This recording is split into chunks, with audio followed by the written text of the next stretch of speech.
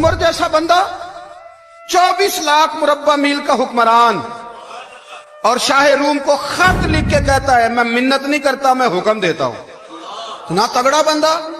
جنگ قادسیہ کے لیے حضرت سعد بن ابی وقاص کو بھیجا. فتوح شام پڑھ کے دیکھیں. حضرت عمر بڑے پریشان ہیں, اتنے دن ہو گئے کوئی رپورٹ ہی نہیں آئی. اب تو موبائل ہے نا, ایک ایک منٹ کی رپورٹ لیں آپ, بلکہ آپ ایک ایک منٹ کی فوٹو لیں آپ, رپورٹ تو دور رہ گئی. حضرت عمر فاروق رضی اللہ تعالیٰ عنہ بڑے پریشان ہیں کہ قادسیہ میں حضرت سعد بن ابی وقاص کے ساتھ لوگ جہاد کرنے گئے, رپورٹ کوئی نہیں آ رہی. اتنے پریشان تھے کہ باہر نکل کے نا اس رستے پہ بیٹھ جاتے جو رستہ قادسیہ کی طرف سے آتا تھا. جو بھی آتا جاتا پوچھتے جنگ کے کیا حالات ہیں. ادھر جب اللہ نے فتح دے دی نا تو حضرت سعد بن ابی وقاص رضی اللہ تعالیٰ عنہ نے ایک قاصد کو خط دے کے بھیجا. کہنے لگے عمر کے پاس جاؤ, انہیں اطلاع دو کہ الحمدللہ اللہ نے اسلام کو فتح عطا کر دی. یہ حضرت عمر کو جا کے دینا. وہ بڑے پریشان ہوں گے. وہ جو اس زمانے میں اس طرح ہوتا تھا کہ کئی دور دور سے صحابہ جو دوسرے شہروں کے ملکوں کے رہنے والے ہوتے تھے وہ بھی آ کے شامل ہو جاتے تھے جہاد میں. کوئی ایک دفعہ مدینے آیا, کوئی 2 دفعہ آیا, پھر اپنے اپنے علاقوں میں. بہت سارے لوگوں نے زیادہ دفعہ حضرت عمر کو دیکھا بھی نہیں تھا. وہ جو قاصد خط لے کے آیا تھا نا, اس نے ایک آدھ دفعہ دیکھا تھا. حضرت عمر بوڑھے ہو گئے, وہ پہچانتا نہیں تھا. ادھر سے وہ خط لے کے آ گیا. حضرت عمر مدینے سے باہر نکل کے اس روڈ پہ بیٹھے تھے جو قادسیہ سے آتا تھا. جب وہ اس آدمی کو آتے دیکھا تو حضرت عمر اٹھ کے کھڑے ہو گئے, فرمانے لگے قادسیہ سے آ رہے ہو؟ وہ کیا کہتا ہے, پھٹے پرانے کپڑے, ٹوٹے ہوئے جوتے, سر پہ پرانی پگڑی. کہنے لگے غلام مدینے کے رہنے والے ہو؟ حضرت عمر کہنے لگے ہاں مدینے کا ہوں. کہا میں قادسیہ سے آیا ہوں, الحمدللہ اللہ نے اسلام کو فتح دے دی ہے, الحمدللہ کفر کی کمر ٹوٹ گئی ہے. اس نے یہ بات کر کے تو گھوڑے کو ایڑی لگائی, گھوڑا دوڑنے لگا مدینے کے. حضرت عمر بھی ساتھ ساتھ دوڑ رہے. فرمانے لگے اچھا بتاؤ خالد بن ولید کا کیا حال ہے؟ تھوڑا آگے جا کے فرمانے لگے اسامہ بن زید کیسے ہے؟ وہ کہتے ہیں ٹھیک ہے. پھر اس نے اور گھوڑا, عمر ساتھ ساتھ دوڑ رہے ہیں, ساتھ ساتھ. 24 لاکھ مربع میل کا حکمران, ایک جوتا پیر سے نکل گیا, عمر دوڑ رہے ہیں. آگے جا کے پوچھتے ہیں سعد بن ابی وقاص کا کیا حال ہے؟ کہ حضور وہ بھی ٹھیک ہے. کتنے لوگ میرے شہید ہو گئے مسلمانوں میں سے؟ کہنے لگا صحیح گنتی کا نہیں پتا, یہ لفظ ادا ہوتے ہوتے مدینے کی سرحد آ گئی. لوگوں نے عمر کو گھوڑے کے ساتھ دوڑتے دیکھا تو کہا امیر المومنین کیوں دوڑ رہے ہیں؟ وہ غلام چھلانگ لگا کے نیچے آیا, قدموں میں بیٹھ گیا. کہنے لگا حضور آپ نے بتایا ہی نہیں آپ امیر المومنین ہیں. آپ فرمانے لگے کیا بتاتا, میں تو اونٹ چرانے والے کا پتر ہوں, کیا بتاتا. وہ عمر ہوں جس نے اپنے گناہوں کا حساب دینا ہے. کیا بتاتا جو سعد بن ابی وقاص کو جہاد پہ بھیج کے کچھ بزدلوں کی طرح گھر میں بیٹھا ہے. کیا بتاتا. کوئی حیثیت نہیں, کوئی تار. تو نے اچھا کیا, تو مجاہد تھا, مجھے ساتھ ساتھ دوڑایا, تو نے اچھا کیا. جتنے لوگ تھے چیخیں مار کے رونے لگے. حضرت فاروق اعظم سے کہنے لگے عمر جب تک تیرے جلوے رہیں گے اللہ کامیابیاں ہی عطا فرمائے گا, جب تک تیرا رنگ رہے گا اللہ تعالیٰ نوازتا ہی رہے گا. کچھ نہیں کبھی اپنا آپ ظاہر ہی نہیں کیا. بہت بڑے تھے, بہت بڑے تھے حضرت عمر, بڑے تھے. حضرت ابو رافع غلام تھے, قرآن پاک بڑا سونا پڑھتے تھے. حضرت عمر جب بھی انہیں ملتے کہتے ابو رافع تو عمر سے اچھا ہے, قرآن بڑا شاندار پڑھتا ہے. تو وہ کہتے حضور اگر میں قرآن صحیح پڑھتا ہوں تو آپ کو قرآن کی تشریح زیادہ صحیح آتی, آپ بھی تو مجھ سے افضل ہیں. تو آپ فرماتے نہیں پھر بھی تو مجھ سے افضل ہے. کیوں؟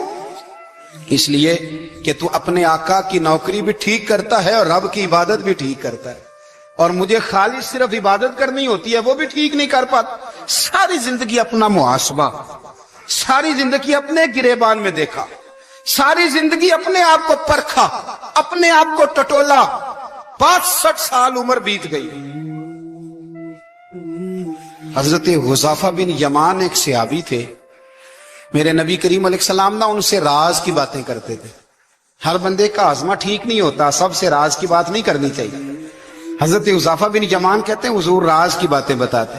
مدینہ منورہ میں جو منافقین تھے ان کی لسٹ بھی نبی پاک نے حضرت حذیفہ بن یمان کو دی تھی. جب کوئی مشکوک آدمی مر جاتا نا تو صحابہ کہتے ہیں ہم دیکھتے اگر حضرت حذیفہ نے جنازہ پڑھا تو ہم بھی جنازہ پڑھ لیتے. نبی پاک نے بھی کچھ جنازے نہیں پڑھے. ترمذی میں ہے فرمایا عثمان سے جو بغض رکھے اس کا جنازہ نہیں پڑھیں گے.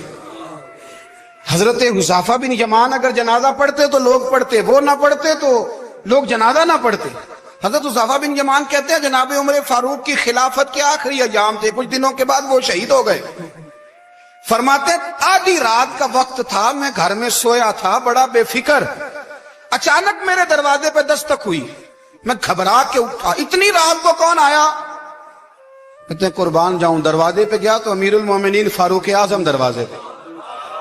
میں نے کہا عمر کوئی حکم تھا تو مجھے بلا لیتے۔ کہنے لگے میں نا امیر بن کے نہیں آیا، تیرا ویر بن کے آیا ہوں۔ امیر المومنین کی حیثیت سے سرکاری کام سے بلاتا تو وہاں بلاتا، مجھے ایک ذاتی کام پڑ گیا۔ کہتے ہیں میں نے عمر کو گھر کی اندر بلا کے چارپائی پہ بٹھایا، میں نے کہا حضور میں غریب آدمی، میں کیا آپ کے کام آ سکتا ہوں؟ تو کہتے ہیں انہوں نے نا مجھے ساتھ بٹھا لیا، پھر میرا ہاتھ پکڑ لیا، کہنے لگے تو عمر کو جانتا ہے؟ عمر جھوٹ نہیں بولتا۔ تو جانتا ہے؟ عمر وعدوں کا پکا ہے۔ کہا حضور جانتا ہوں۔ کہا میں اس وقت آیا ہوں جب دیکھ بھی کوئی نہیں رہا۔ حضرت حذیفہ بن یمان کہتے ہیں پریشان ہو گیا، حضور پہلیاں نہ بجھوائیں، مہربانی کر بتائیں کدھر آئے ہیں؟ حضرت عمر فاروق فرمانے لگے 65 سال کا ہو گیا ہوں، 63 میں چل رہا ہے، داڑھی سفید ہو گئی ہے، البک گیا، اٹھ فریدہ ستیا، داڑھی آ گئی پور، اگا نیڑے آ گئی، پیچھا رہ گئی دور، اب قبر اشر کا معاملہ صاف نظر آنے لگا ہے۔ کہا حضور مجھ سے کیا چاہتے ہیں؟ حضرت عمر رو پڑے، کہنے لگے آج میں عشاء کے بعد نکلا ہوں تو نبی پاک کے صحابہ مجھے نیک کہہ رہے تھے، پھر میں نے بچوں کی ماں سے اور بچوں سے بھی پوچھا ہے، وہ بھی مجھ سے راضی ہیں، پر حذیفہ تیرے ساتھ نبی پاک راز کی باتیں کرتے تھے، سچ بتا کہیں عمر کا نام منافقوں میں شامل تو نہیں؟ سچ بتا ان منافقین میں تو شامل نہیں، کہیں اوپر سے تو نہیں سارا کچھ؟ حضرت حذیفہ بن یمان کہتے ہیں میں باپ کے مرنے پہ اتنا نہیں رویا جتنا عمر کے سوال پہ رویا۔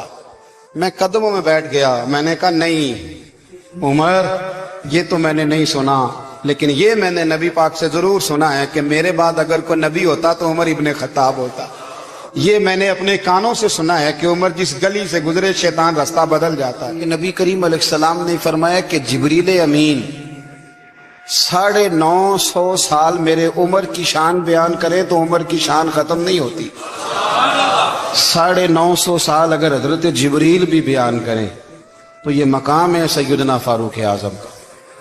اللہ تبارک و تعالیٰ نے جس طرح سارے نبیوں میں شان حضور کو عطا فرمائی، اسی طرح تمام نبیوں کے حواریوں میں سب سے زیادہ شان حضور کے غلاموں کو عطا فرمائی۔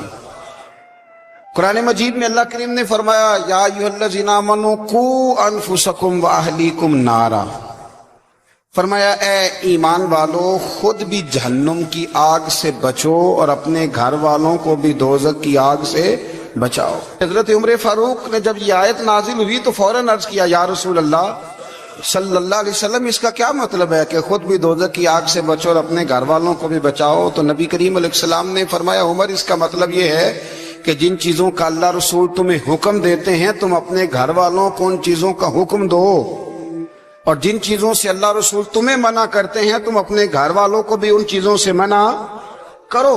حضرت عمر فاروق کی زندگی میں جو چیز آپ کو بہت زیادہ ملے گی نا وہ یہ ہے کہ آپ نے جتنا کڑا احتساب محاسبہ باہر والوں کا کیا ہے نا اس سے زیادہ بڑھ کے اپنا اور اپنے گھر والوں کا کیا ہے۔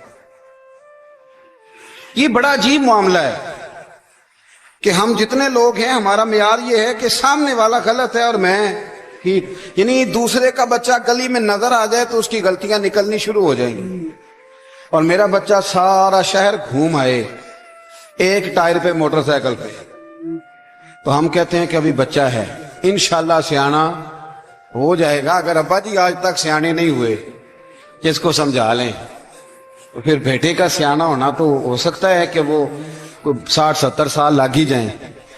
گھر کے اندر جب تک توجہ نہیں ہوتی اور سب سے پہلے جب تک اپنی ذات پر توجہ نہیں ہوتی، میں کہا کرتا ہوں کہ باہر لیکچر چلتا ہے گھر میں عمل چلتا ہے، لیکچر باہر چلتا ہے گھر کے اندر عمل چلے گا۔ باہر تو آپ نے کہہ دیا نماز پڑھا کرو، ختم ہو گئی بات، لیکن گھر میں بچے نماز تب پڑھیں گے جب ان کے والد نماز پڑھیں گے۔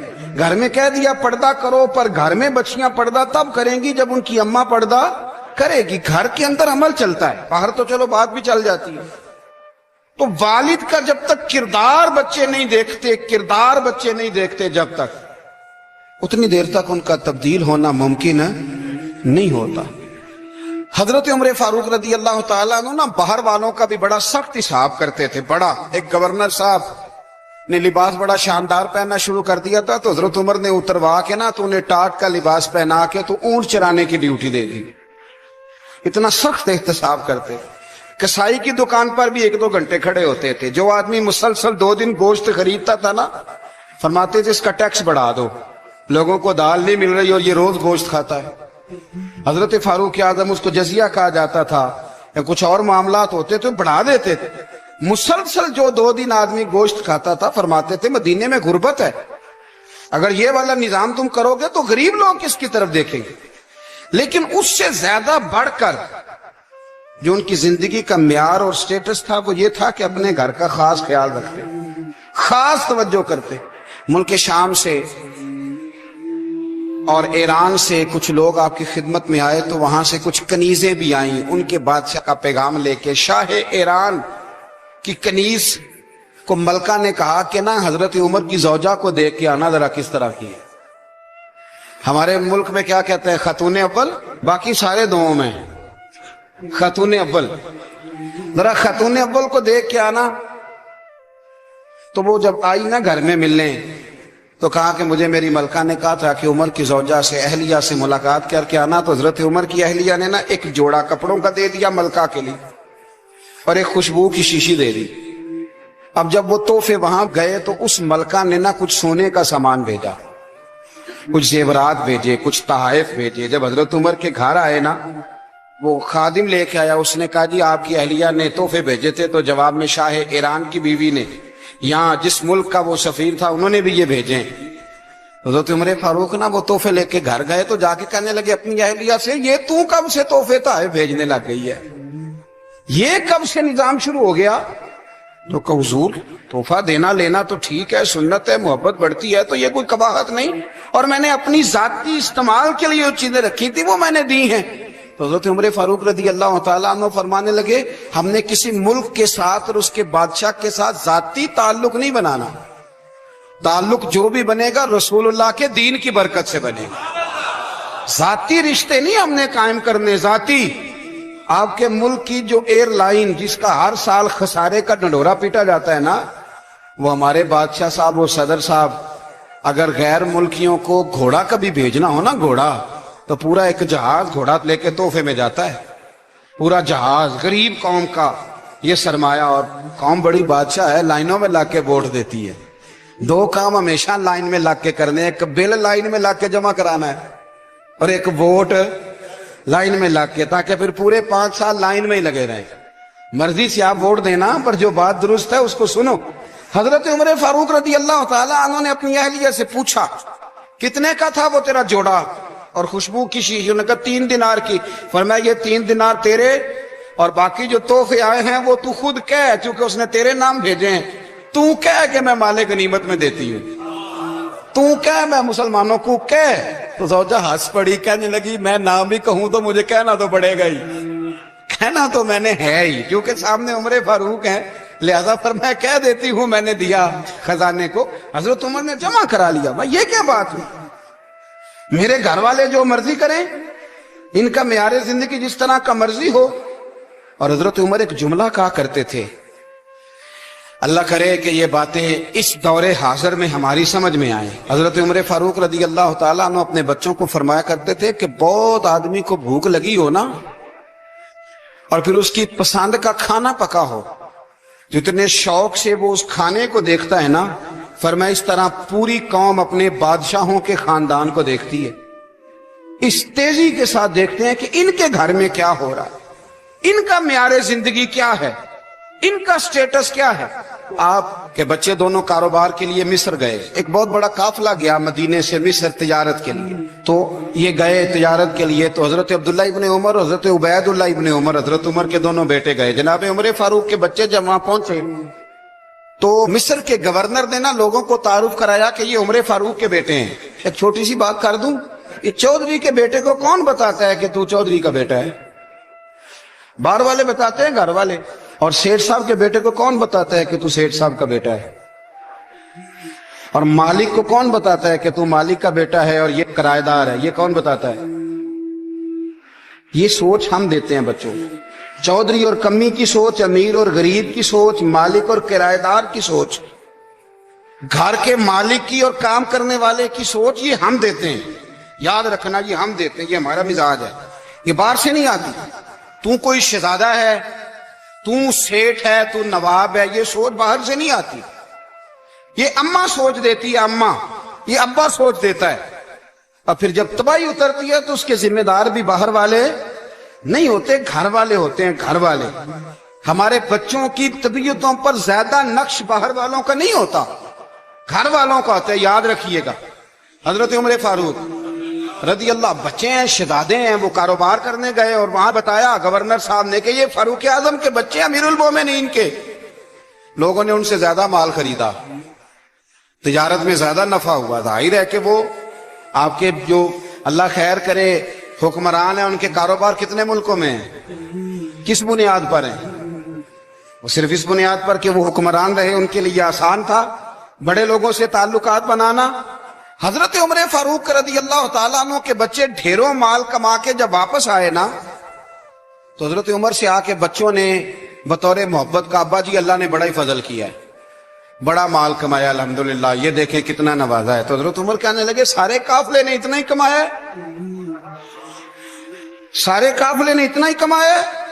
तो हुजूर नहीं, सारे काफिले ने इतना नहीं कमाया, सबको इतना नहीं मिला। वो तो वहां गवर्नर साहब ने लोगों को तारुफ कराया था कि ये उमर के बच्चे हैं, तो लोगों ने फिर हमसे बड़ा ही खरीदा। तो हजरत उमर फरमाने लगे ठीक हो गया, मैं बात समझ गया, इस तरह करो, जो तुम्हारी असल ज़र थी ना, जो राज थी, वो रख लो और बाकी सारा माल माले खजाना में जमा करा दो। इसलिए कि ये तुमने तजारत नहीं की, ये तुमने अपने बाप का नाम बेचा है, ये तुमने अमीरुल मोमिनीन के बेटे होने का फायदा उठाया है। फरमाया ये तुम्हारा नहीं हक, ये मुसलमानों का है, इसलिए कि ये माल तुमने मेहनत से नहीं कमाया, ये बाप की कुर्सी का फायदा उठाया है। और फरमाया अगर तुमने माल जमा ना कराया तो मैं माल भी ले लूंगा जबरदस्ती और कोड़े भी मारूंगा, डबल सजा दूंगा, मर्जी से जमा कराओगे तो कोड़ों से बच जाओगे। बड़े बेटे ने तो जमा करा दिया, तो छोटा थोड़ा परेशान हुआ।